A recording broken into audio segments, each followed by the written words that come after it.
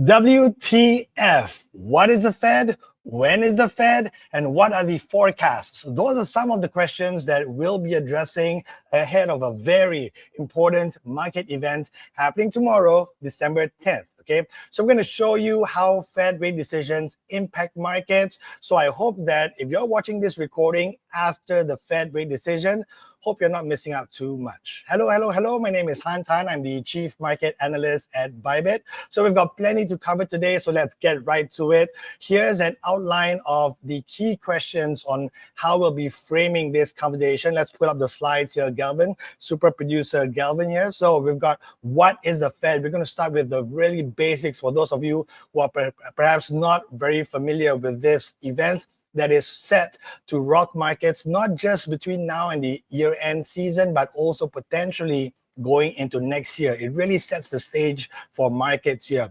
We're going to ask, well, what's the Fed about to do? When is it actually going to happen? So that way you can make better informed decisions in your trades and potential investments across asset classes here within the Bybit universe. And of course, then we'll dive deep into why the Fed is so important. And we'll look at some potential setups and forecasts based on what has happened from past Fed meetings, all right?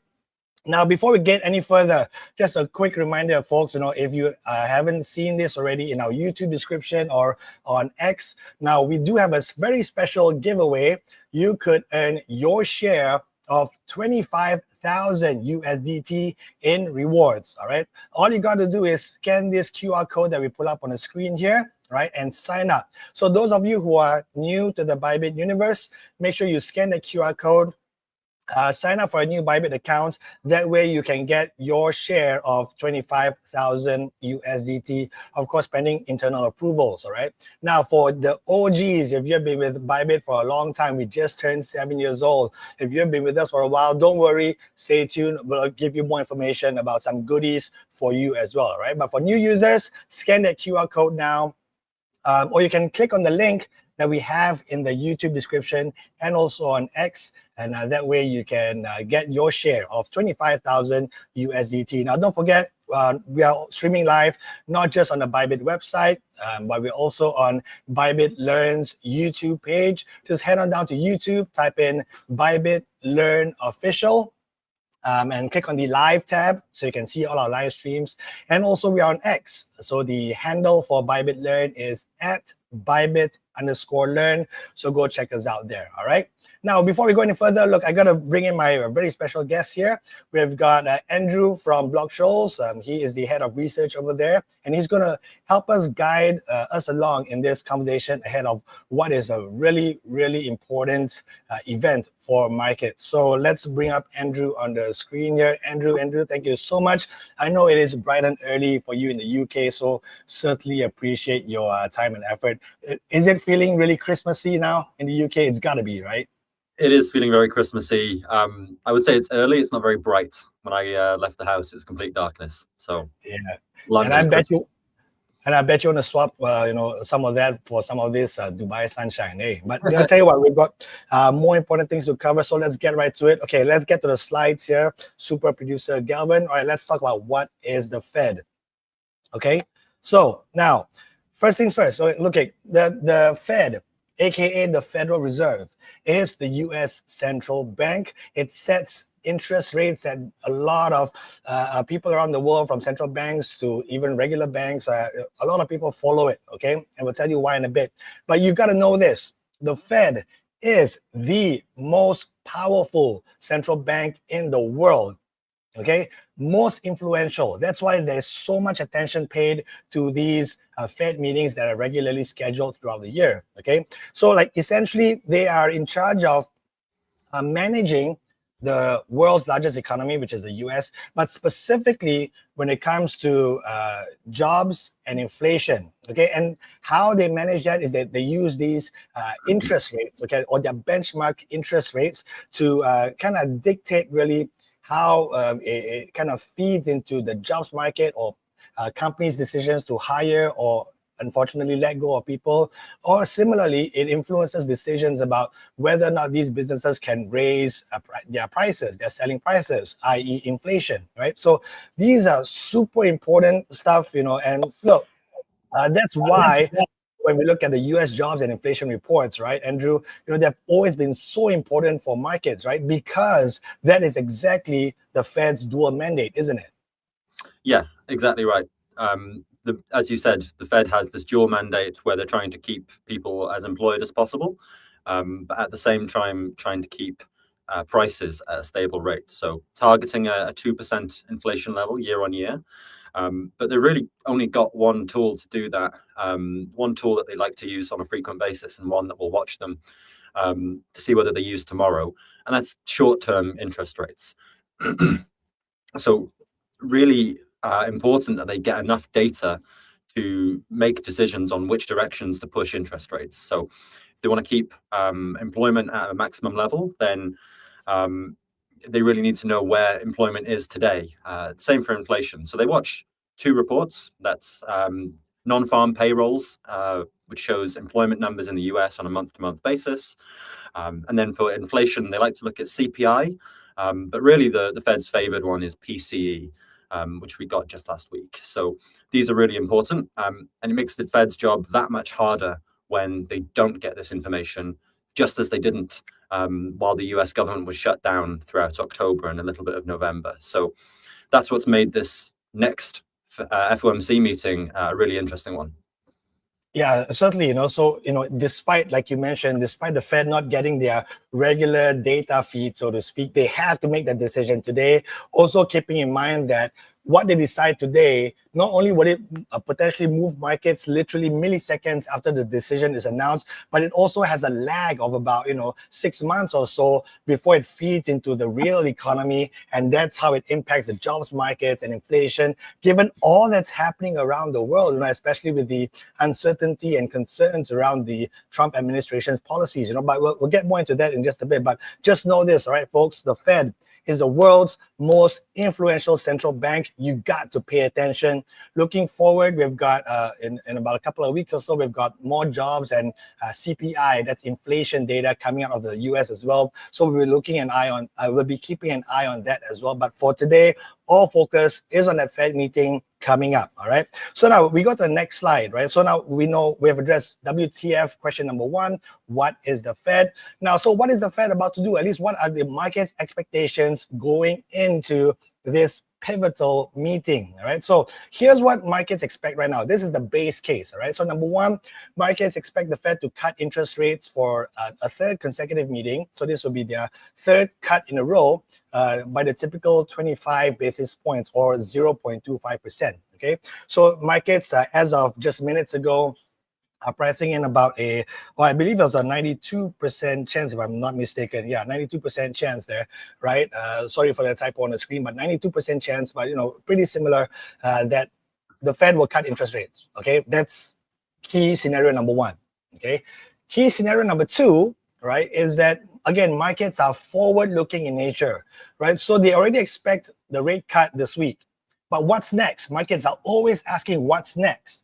Right. So what's next, at least the base case right now, is the Fed can actually cut two more times in 2026, right? With the Fed funds futures showing about a 9% chance now of a third rate cut for next year alone, for 2026 alone. So I know the numbers are different from what you see on the screen right now, but I'm giving you some live breaking updates on those adjustments, right? So it's these shifting adjustments or these shifting expectations that really guide markets going into this meeting. Now, the big shocker will be if the Fed chooses not to cut interest rates this week. That will be massive. Andrew, dare we contemplate a no cut scenario this week? That will be mind blowing, wouldn't it?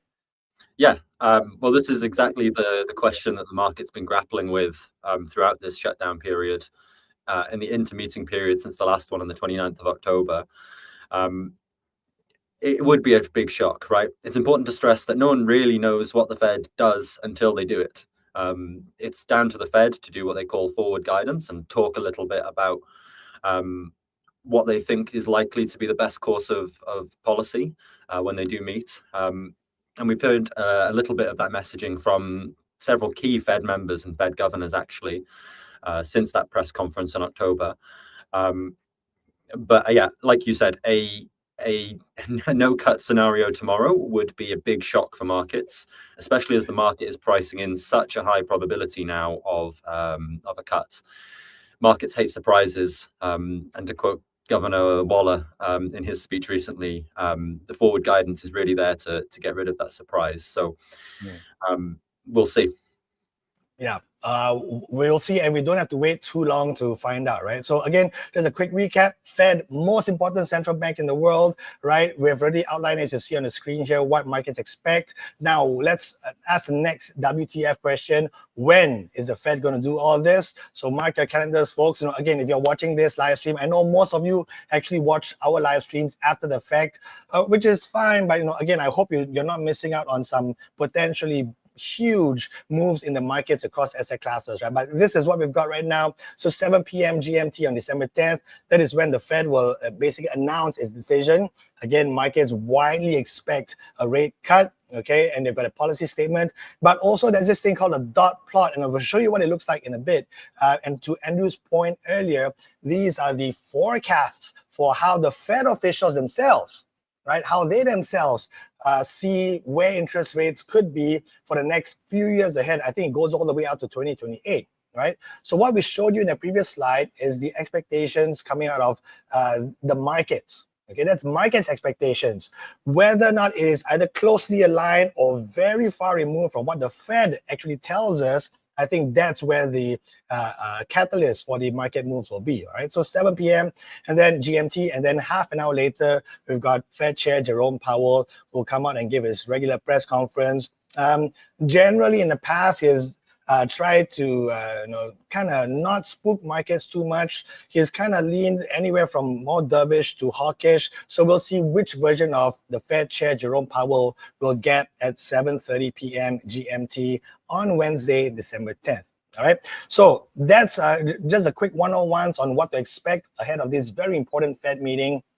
We're going to dive, we're going to take it a step deeper now, okay, into some more substantive stuff. But before we do that, just a quick reminder here, folks, okay, we've got this giveaway for these live streams. We've set aside 25,000 USDT in rewards for you, specifically for new users, right? What you're going to do, scan the QR code that you see on the screen, or you can find the link in our YouTube channel in the YouTube description or on x.com as well. That's at Bybit_learn. You can find the link there, and you can sign up for a new Bybit account. And if you pass the checks, you can get your share of 25,000 USDT in rewards.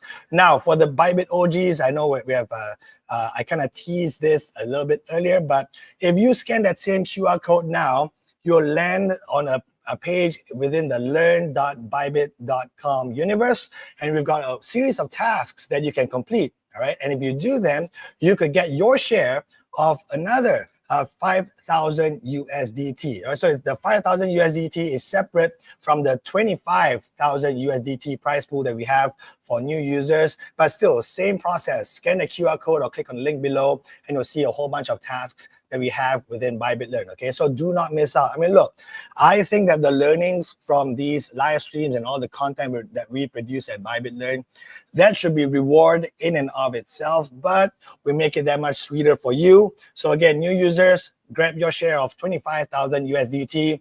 Bybit OG users, scan the QR code. Yeah, you stand a chance to get your share of 5,000 USDT. All right, cool. Let's get right into this. All right, so we've already spoken about, what is the Fed, when they're going to do it, what do the markets expect, right? All these WTF questions. The next WTF question is really, why is the Fed so important? Why are we doing this live stream? Why are markets so obsessed about the world's most important central bank, all right? So you got to just look at this chart, okay?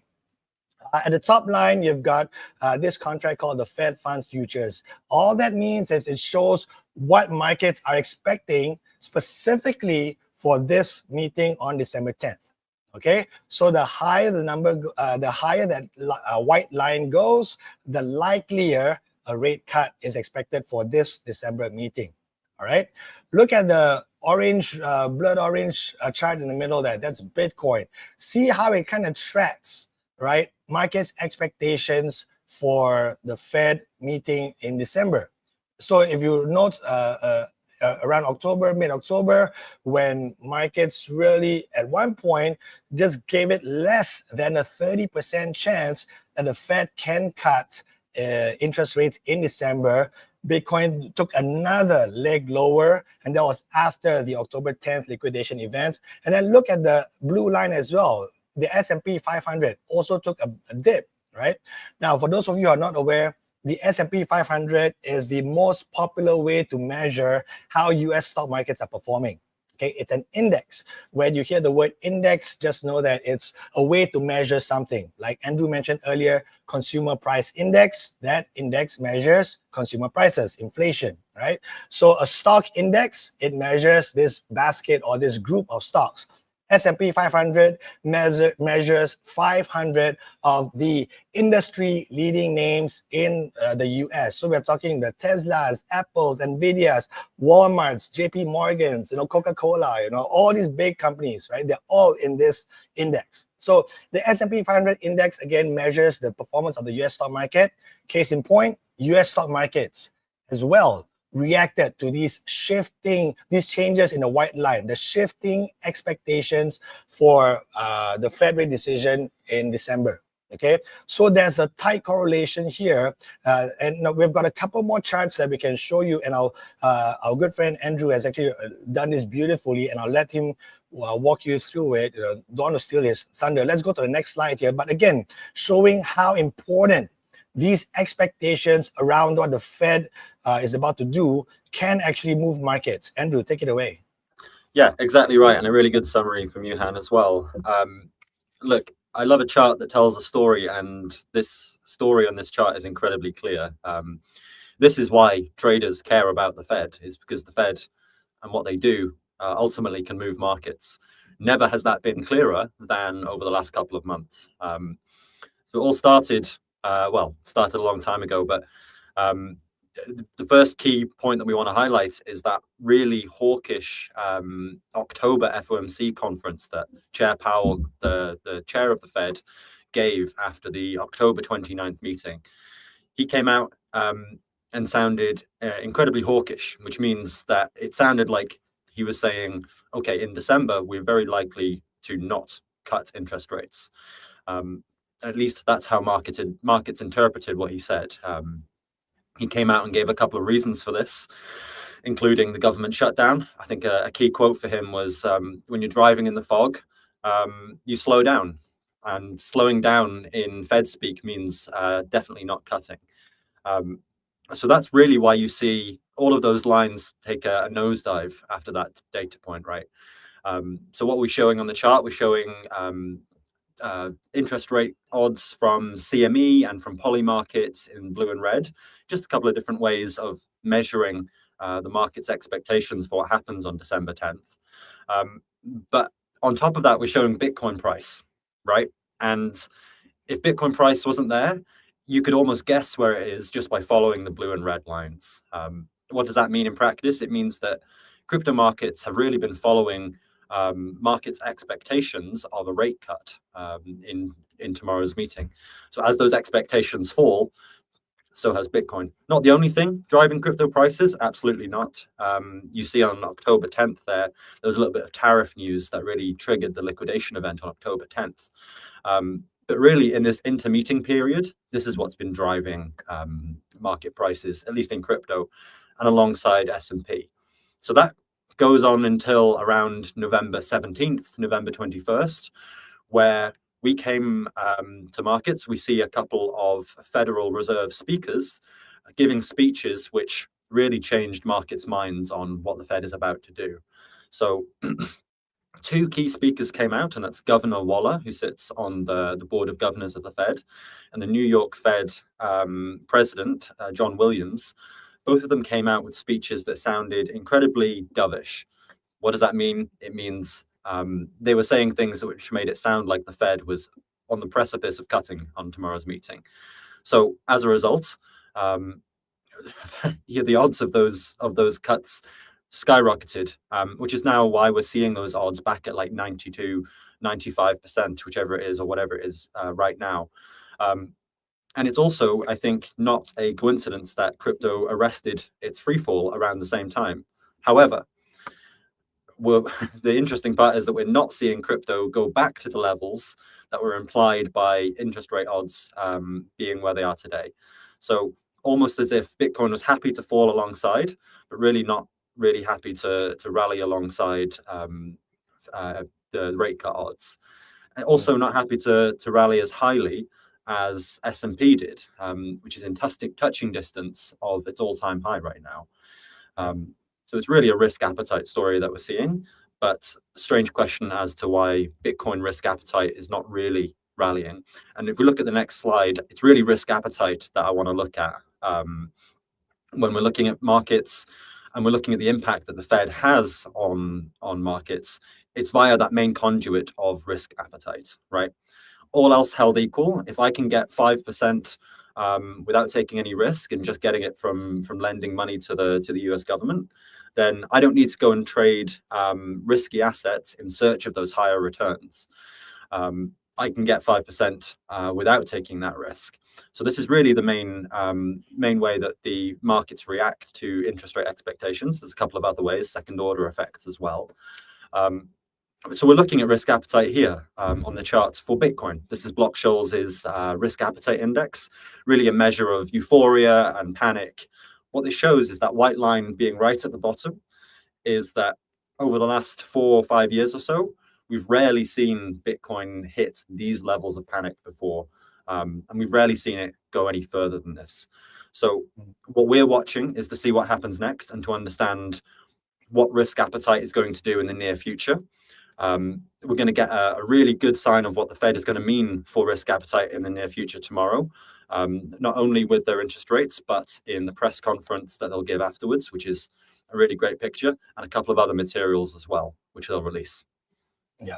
So, and that's a great, I mean, those are some great insights there, Andrew. So, looking at this chart that we have on the screen right now, right? Or if we can pull that back up again. Thank you, super producer Galvin. Yeah, there we go. Right. So, the idea, I think the question here is whether or not we will see a Bitcoin rebound in the near term because of that white line. When it gets to those lows, right, it tends to precede a rebound. But, obviously, I think now we are in this macro-driven environments. All that means is that even the crypto space is looking at what's happening out there and the big stuff, like the big picture stuff, including and especially the Federal Reserve this week, right? So I think that's the framing for not just the crypto world, but all those other asset classes as well that we mentioned. We're talking about gold.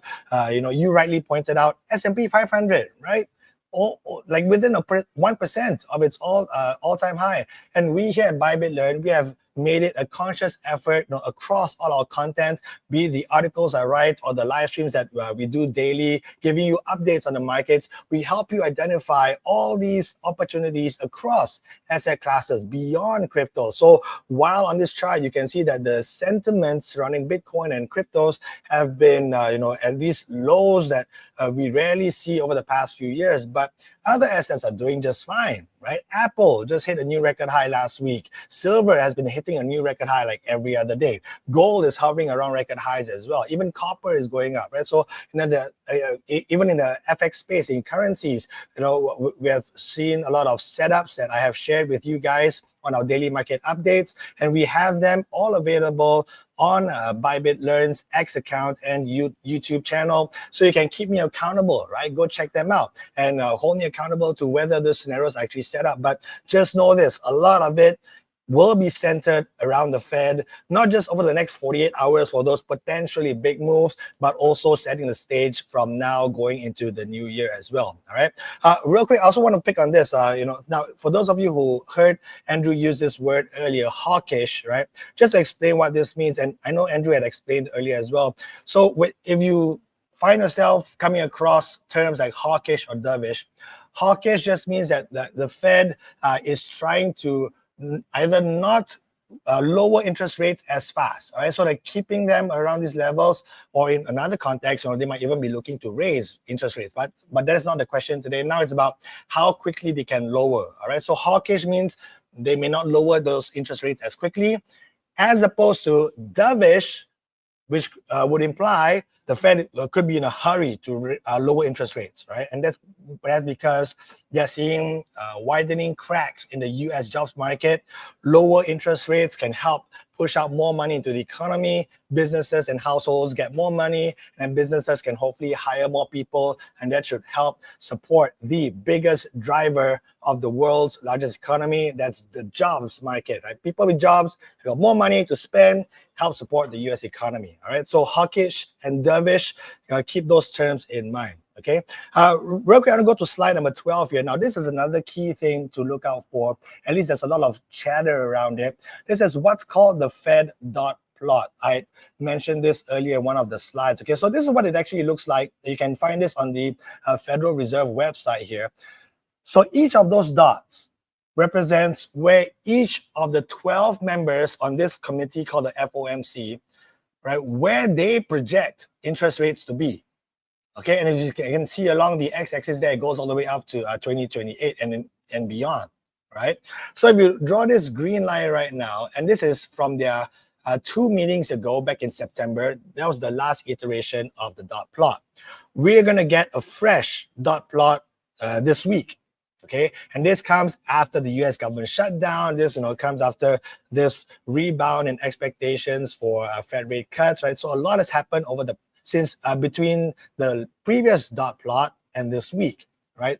So this is something to look out for because, again, it's the marrying between what markets expect versus what the Fed themselves expect, right? So I think it is still important, but Andrew, perhaps you've got a slightly different take on this. Like, how useful will this dot plot be, you think? Very useful on the one hand. This is the most explicit picture that we will get of Federal Reserve members' views on the economy, on markets. Not only do we get their view and their forecast for where monetary policy is going to go, but we also get their view on a forward forecast of inflation, GDP, unemployment. This is the dot plot we care about. This is the really interesting one. The issue is we only get it 4 times a year, right? Like you said, we only got this last in September. This includes the views of all 19 members that sit on the committee, so the 12 voting plus the 7 non-voting. So really the guys that we care about, but the issue is we don't know who's who, right? Except in September, where you see that one dot that is miles below all the rest, which is almost certainly the Trump appointee Mirren, who is, we would call him a super dove, I guess, who really wants to cut interest rates as fast as possible. Aside from that rather humorous exception, we don't know who is who here. There's no names attached to these. So this is important because the Federal Reserve is not a fixed committee. On a yearly basis, we get 4 members rotate out and 4 new members rotate in. Now, we know who is rotating out and we know who is rotating in. They'll start voting from January, so not this December meeting tomorrow, so the end of January meeting. But we have a rough picture of their views of markets. So we can get that from what they've said recently in the media, in speeches that they've given at economic conferences. This is why people are really reading into these. How important is this dot plot? It is very important. It's our best picture yet, but it's important to note that it's not the final decision of monetary policy. This is a best guess for now, but subject to change in the future.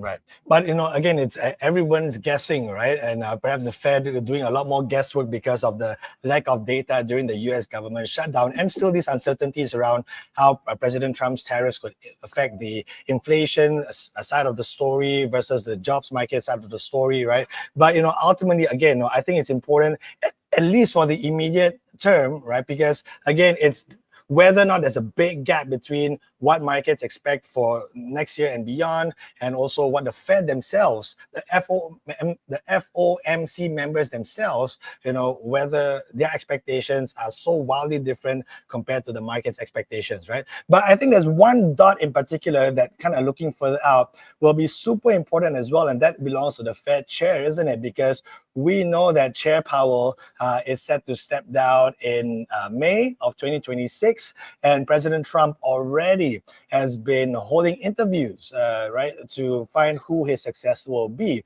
So it's almost like, that one dot, although its influence may not be as great within a grouping of those 12 dots, but still, the Fed chair is so important, right, to at least dictating the outlook for and having that coherency to policy outlook, right, for the U.S. monetary policy. Yeah, I've already had my application rejected for Fed chair, so no, it's not me. Do you want that job though, really? With President Trump breathing down your neck? I mean, really? Not at all. Trump breathing down my neck is exactly the point, right? Whoever it is, seems at the moment that markets expect Kevin Hessent, who is going to be picked by Trump. But whoever it is very likely to be on Trump's side, where he's looking for very fast interest rate cuts. Trump obviously has been exerting a little bit of pressure on Powell throughout 2025 since his inauguration. Trump really wants lower interest rates for a variety of reasons. So yes, we don't know who it's going to be. We have some best guesses. We know it's going to be someone who is likely to want to cut interest rates at a faster pace than not. We see that with the appointment of Mirren as well, who joined the board in September. He was already a dove on the board. Yeah. And look, this conversation about who the next Fed chair will be will certainly heat up, as we get closer to May 2026. Although, to be fair, Chair Powell will then no longer be Chair Powell, but Jerome Powell will still be on the governor's board, unless he decides to relinquish that seat as well. But again, we'll certainly keep you updated, in the months ahead. But, again, for now, this is something more as a secondary layer to how we interpret the dot plot. Just know this: how those dots actually come out on Wednesday at 7 p.m. GMT could trigger big moves across gold, stocks, Bitcoin, currency markets, the works, all right? So that's another thing to look out for, the dot plot, okay? Cool. Now, we're going to jump right into some really juicy stuff about, how different assets, all right, actually react to these Fed rate decisions. In another WTF question, we're going to ask the question, well, what are the forecasts, right? So, but before we do that, a quick reminder for those of you watching, be it on the Bybit website or on Bybit Learn's X channel, that's at Bybit_learn. We have this special prize pool of 25,000 USDT just for you new users who scan that QR code and sign up for a new account. Also, you can click on the link in the YouTube description below or on the X video description as well, right? We have the link there as well. Once you land in the Bybit Learn page, you can click on sign up. It's in the top right-hand corner. Now, for those of you who have been with us for a while, the Bybit OG users, we hear from you a lot, and we hear you. So we also have another 5,000 USDT in weekly rewards that you could grab a share of. Just same thing, scan the QR code or click on the links that you find on X or YouTube, okay? Cool. So now let's get right to the forecast, because I know many of you are waiting for this. Let's go to slide 14 here. And here we go. I hope you guys can see this, right? And we'll leave this up for a bit just so you can take your time. Now, what we're showing you here is the expected moves, both up or down, okay, for each of these assets, be it Bitcoin, Ethereum, Ripple, Solana, gold, S&P 500, euro, dollar, all the stuff that you're familiar with and that you love, right? These forecasts are set to span basically from 7 p.m. GMT and through the 6 hours following. Okay, so it's for the 6 hours. It's based off of past reactions, how these assets have reacted to past Fed rate decisions over the last 12 months. Okay, and for those of you who really want to nerd out, is basically calculating one standard deviation of historical reactions to project what could happen. Now, I could have added another column to show you what the average one-day move is, just to put it into context. Just know this, all right? Fed rate decisions do often lead to bigger than usual moves. So for example, for Bitcoin, if you take the one-day average up or down, it's about 1.7%, right? So while 2% may not be that much different, but still it's bigger than usual. Okay. Now, of course, if we get a shocker like the Fed chooses, you know what? We're not going to cut interest rates. Forget all you markets, poly market and CME, Fed funds futures and all that. Forget it. We're just going to do our own thing, right? Then I dare say, we're going to expect a big move in Bitcoin there, right? But for now, based on, again, the market's expectations, 92% chance that the Fed will cut by 25 basis points this week, right? And also about two more rate cuts in 2026. That's the base case scenario, right? You've got these forecasted moves for these major asset classes going into the Fed meeting on December 10th. Okay. You feel free to take a screenshot, or you can rewatch this as well, just as a reference point. Now, to be clear, none of this is financial advice. All right. Otherwise, my legal and compliance will come after me. None of this is financial advice. Okay. This is just a guide on to help you make better decisions, be it your potential investments or potential trades in such a pivotal week, right? So again, not investment advice. Now, with that very important disclaimer having been mentioned, let's go to the next slide. So I'm kind of taking it one step further here now. For those of you who have seen my daily market updates, again, on the Bybit Learn channels, we are on YouTube. You got to look for Bybit Learn Official on YouTube, and then click on the live tab. You can see all the daily live streams that we have there to make sure that you are up to date on what's happening in the markets across major asset classes.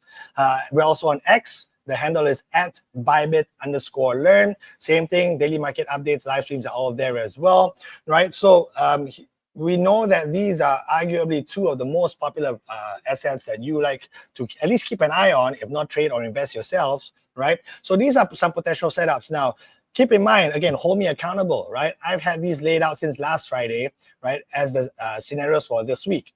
Okay, so there's the upside scenario, downside scenario, and then key targets as well, right? And then the preceding catalyst or the event that needs to happen before reaching a potential target. Okay, so this is what it looks like in written table form. If we go to the next slide, this is what it looks like in a chart form, right? So this is the Bitcoin one, as you can see there. So again, there was a false break below that 21-day simple moving average. That's SMA. That's a widely used technical indicator, and you can find all these technical indicators within the Bybit universe. If you're on the Bybit website trading platform, hover your mouse over the top left hand side, you'll see this like chart-like icon. It looks like a chart. Click on it. It will say indicators, and then you can type in moving average. All right. If you're on the app, the Bybit app, you got to go to the settings menu, settings icon, and you can find the indicators there as well. Okay. So 21-day simple moving average has been absolutely crucial for Bitcoin, as you can see on the chart there, that baby blue line, really over the past week or so. Right. So if we have this week a daily close below the 21-day simple moving average, right? And if we get that shocker from the Fed, I've got an eye on the 84,000 big round number. Otherwise, if there's some good news to cheer for markets, Bitcoin, S&P 500, gold, euro, dollar, right? These assets tend to like it. They tend to like the idea of US interest rates going down. So if the Fed sounds dovish, i.e. the Fed signals there's a lot more rate cuts coming, because maybe the US jobs market is weakening a lot faster than we thought, right? The idea of more rate cuts coming should send all these assets that I mentioned earlier upwards. As long as that 21-day simple moving average holds, I'm keeping an eye on the 95,000 level. And that's a target I had from November 21st, okay? Don't believe me? Go check it out. Daily market updates, live stream on X at Bybit_learn. Also on YouTube, let's search for Bybit Learn Official. Okay, so that's for Bitcoin. Let's look at gold on the next chart. This is what it looks like.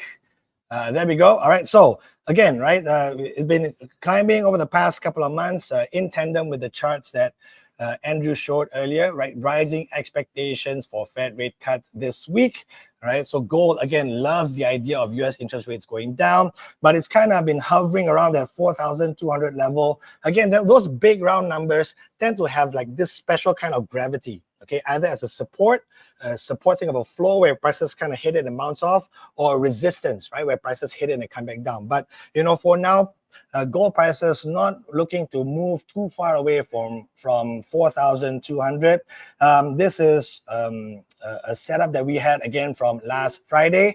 You can hold me accountable. Check out last Friday's live stream on Bybit Learn's social media platforms. To the upside, we've got 4348. That's a green line there. Not quite a new record high. So those of you gold bucks who are waiting for that new record high for gold, perhaps close, but maybe not this week. Maybe you have to wait a bit more. That's assuming, right, the Fed actually can convince markets that, hey, there's a lot more rate cuts coming in 2026. Right? Gold would love that.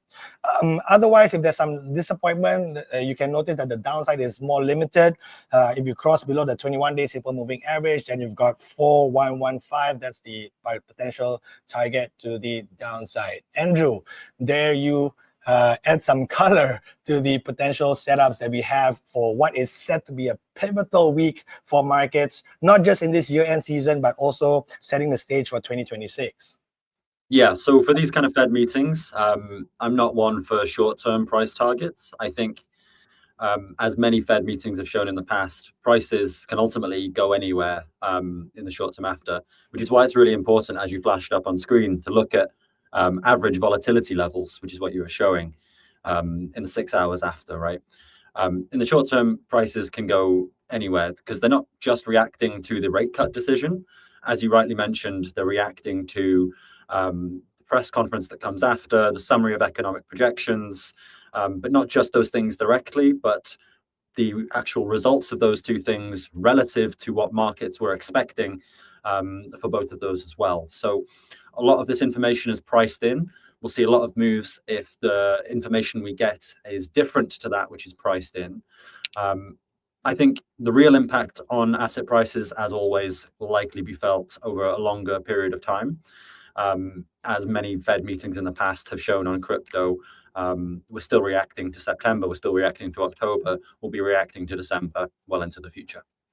Yeah, definitely. Well, so look, if nothing else, right, over the next 24, 48 hours or so, it's all about the Fed, right? Sure, there are other central banks in action this week as well. The RBA, that's in Australia, the Swiss National Bank. But again, the Fed is the most powerful, most influential central bank in the world. They manage the world's largest economy. Do not miss out. And hopefully all this information that we had shared in this live stream can help guide you as you not just keep an eye on the Fed, you learn how to interpret what they're saying, be the dot plot or from what Fed Chair Jerome Powell says in his press conference, but also, more importantly, how markets are behaving and why they're moving. Right, so if we can go back to slide 14, super producer Galvin, and we'll leave that on the screen, right? So this is what the markets or what past behaviors from these various asset classes kind of inform us that, you know, they could react either up or down in the 6 hours after the December 10th Fed rate decision, okay? All right, so tell you what, we'll keep that on the screen while we perhaps address any questions or comments that our viewers have. So I know we've got folks watching on X. That's at Bybit_learn. That's the Twitter or the X handle for Bybit Learn. We are also got viewers, many viewers on the Bybit website. So if you guys have any comments there, feel free to give a shout out. Feel free to type them in. Andrew and I will be more than happy to address them. Otherwise, we can also show slide 18 there, Galvin. Right? So again, do not miss out beyond the learnings, beyond the information that we're showing you here, right? Folks, we've got a prize pool of 25,000 USDT in rewards, especially for new users. If you haven't joined us within the Bybit universe yet, scan that QR code now, all right? Or you can click on the link in the video description, be it on YouTube or on X, right? You can find the link there, right? And then you can sign up. The sign up button is in the top right-hand corner of the Bybit Learn website that you'll get to, right? First things first, scan the QR code, tap on the link. If nothing else, make sure you smash that follow button on X or subscribe on YouTube, right? So that you can stay up to date with all our content, keeping you informed across asset classes, not just crypto, right? Not just Web3, also stock indices like the S&P 500, gold, euro dollar, even oil, currencies, right? This week we've got the dollar against the Swissy really in focus right now because of not just the Fed, but the Swiss National Bank as well. I've already mentioned that in my live stream from last Friday, previewing what is a pivotal week this week. All right, look, it doesn't look like we've got any comments or questions. Looks like everybody's ready for the Fed. So Andrew, are you ready for the Fed meeting on December 10th? What choice do I have? Going to happen anyway. Yeah, of course. Been watching this one for a while. Yeah, ready or not, it's happening. So again, hopefully you're not watching this after all the fireworks has ended, and hopefully you can partake in this pivotal event. And again, make sure that you've got. We do have a couple of questions. There we go. But again, hopefully some of these learnings, right, will help guide you through the markets, not just this week, but into next year as well. All right, so we've got a question from Ibrahim about what trading strategy do you recommend before and after the FOMC decision? Okay, again, to be very clear, all right, we cannot offer financial advice. The short answer that I can give is it depends on your risk appetite, right? So there are strategies whereby, okay, if you, let's go back to slide 14, producer Galvin, right? So those who are really, who have really healthy risk appetites, right, might see this table and say, okay, like these are the market forecasts for the asset, right? And say if you're looking at for the bigger, that outsized move, and hence the riskier move, they might go with something like Solana, right? But again, it's up or down. It all depends on what the Fed says, right? But the idea that if you want the full move, you got to get in before the Fed meeting, right? So that's perhaps scenario one. Not advice, scenario one. You got to get in before, right? Then scenario two will be for the riskier moves, right? After that big initial move, there often tends to be a pullback, right? So some traders like to wait for that pullback, right, before it, say, results in a longer term trend. That's another strategy that's really popular as well. So one, get in super early before the Fed announces at 7 p.m. Although having said that, right, early is also relative, because if you look at the S&P 500, right, Andrew, that rebound since mid-November has really gone up, I think, by 15%, right? But if you're looking for short-term explosive moves, depending on what the Fed actually says, if you want that full move, you got to get in before the Fed meeting. Scenario one. Scenario two, perhaps wait for the pullback. If, say, you are more risk averse, right, you are maybe looking at that table and say, okay, look, it could go either way, right? So you're maybe looking for the smaller percentage numbers and a lower leverage, right? So you might choose a different asset and then maybe use a buy and hold strategy, for example, right? Again, that assumes that the Fed can give us certainty that, hey, this is what the policy outlook is like. This is their dot plot. They expect 2 more rate cuts next year, and you can hold the Fed to that, right? But again, so much can happen in the global economy with President Trump's policies, right? So those expectations are bound to change between now and the next Fed meeting in late January, right, Andrew? Right, so there are 6 of these scheduled throughout the year, and of course we'll keep you updated to that. But for the short term, those are perhaps 3 potential scenarios, not advice, that you can take away and marry your risk appetite versus what you see on the screen here, right? The various assets and the forecasted potential moves either to the upside or downside. Okay, short answer: no financial advice. Depends on your risk appetite. How's that? That's pretty good, eh? I don't see legal or compliance running after me right now, so I think I'm in the clear. All right, cool. Yeah, so we got follow-up questions also about which markets are likely to benefit more from a rate cut. Yeah, great. So, and I think Andrew has spoken about this. Let me read the question for you again, Andrew. Quote, which markets are likely to benefit more from a rate cut? Crypto or traditional stocks?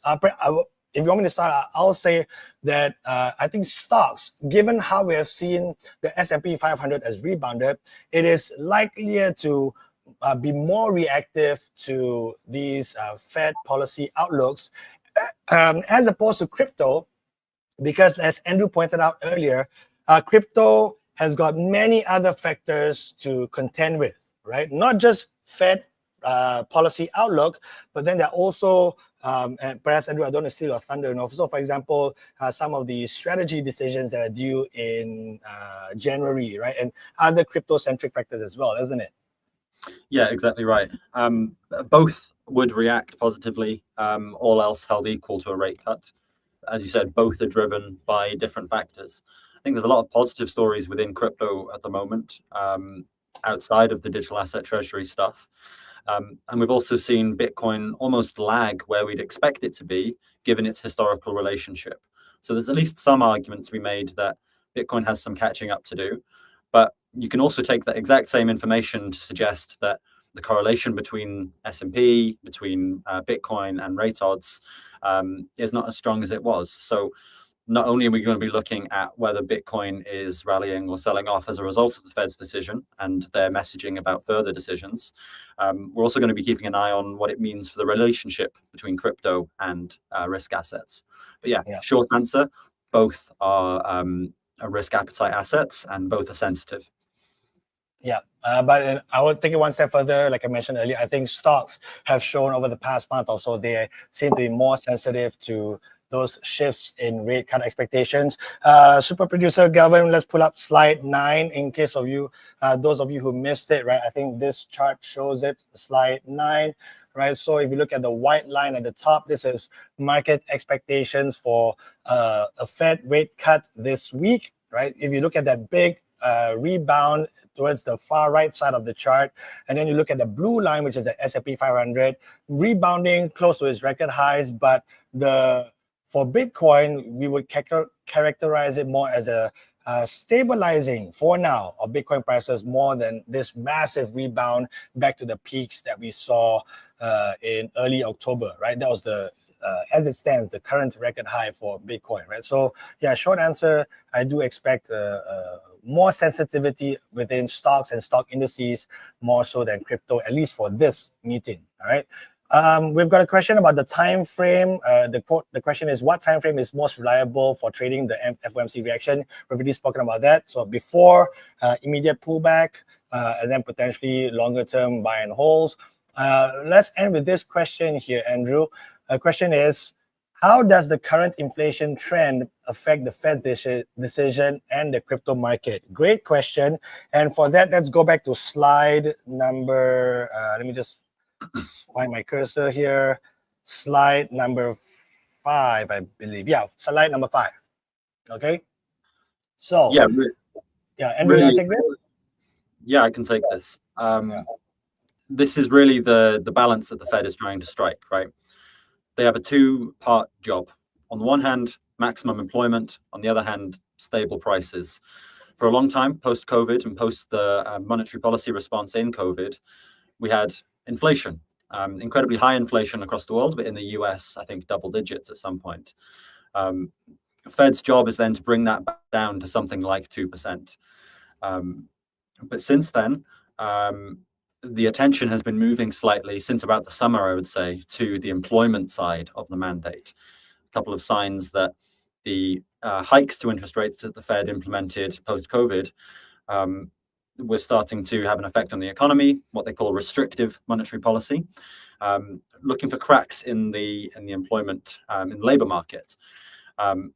What's been made even more difficult is the shutdown of the US government, which means that the agencies like BLS and BEA, who provide information on these things, employment and inflation, they have not been releasing that information. We've not been receiving that data. So instead, having to rely on private data. The current trend at the moment is inflation is coming down, but not quite as fast as markets would expect, and not quite as fast as the Fed would hope, given how they feel about employment. So the real divergence in opinions at the Federal Reserve is now between the trade-off between dropping interest rates to support cracks in the labor market and keeping interest rates at a relatively high level to make sure that inflation does come down to their 2% goal. And that's why we're starting to see dissents. So we're starting to see people voting in opposite directions. I think in October, we had the first time that Federal Reserve members had voted for a hike and a cut, a pause and a cut at the same time for several years now. So this is really the trend that is causing a divergence in opinions of the guys who are making the decision. Yeah. So again, the inflation target that the Fed had from 2012, they came up with this number, 2%, right? They had that from 2012, and that's the target right now. So the longer that inflation, right, doesn't come down towards that 2% number. The latest number that we got from just last week was 2.8%, right? Just remember that, 2.8%. It has been coming down or stabilizing, not quite dropping fast enough to 2%, but still manageable, right? So as long as inflation is still far away from 2%, or there we think, perhaps we go zooming back up, maybe because of tariffs or, what's happening in the jobs market, then that makes it hard for the Fed to cut interest rates.